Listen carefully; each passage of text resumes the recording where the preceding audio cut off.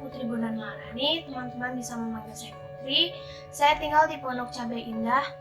Saya masuk dalam lingkungan Santa Teresia, wilayah 12. Saya bergereja di Paroki Santo Barnabas, Pamulang. Hari ini karena ada tema 7 Minutes Bible, saya akan menceritakan tentang perumpamaan anak yang hilang. Perumpamaan tentang anak yang hilang ini diambil dari Injil Lukas bab 15 ayat 11 sampai 32.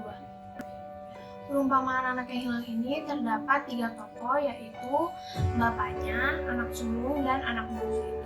Karena anak bungsu ingin mengambil hartanya, ia menuntut hartanya kepada bapaknya. Ia menjual harta dan pergi ke negeri seberang dengan memboroskan hartanya dan hidup berfoya-foya. Tetapi karena di negeri seberang itu terjadi kelaparan, ia akhirnya bekerja sebagai penjaga babi.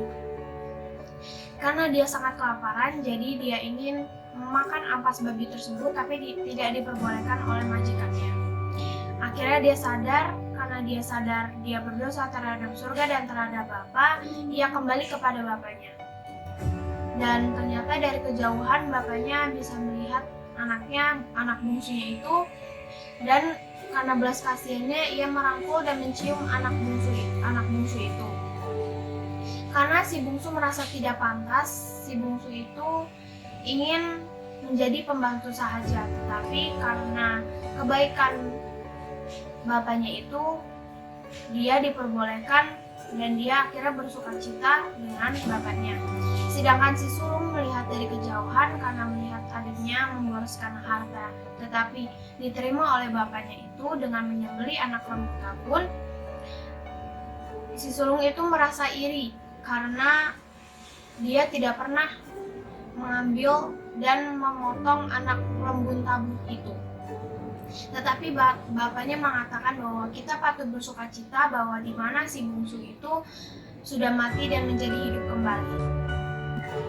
Dalam perumpamaan tersebut, kita dapat memetik pelajaran si bungsu. Kita tidak boleh serakah, kita harus bersyukur, kita patuh pada orang tua, dan kita tidak boleh berfoya-foya. Kalau si sulung, kita tidak boleh iri hati dan kita harus bersyukur jika melihat orang yang tersesat di jalan dan kembali ke jalan yang benar. Kalau si ayah bapaknya itu, kita harus memaafkan dan mengampuni orang yang berdosa kepada kita. Teman-temanku yang terkasih, dalam menyambut bulan Kitab Suci 2020, dan saya mengajak untuk lebih peduli terhadap sesama yang berkekurangan. Dan semoga kondisi wabah COVID 2020 ini segera berlalu dan kita boleh hidup bersekutu kembali ke lingkungan dan juga di gereja. Terima kasih, Tuhan memberkati.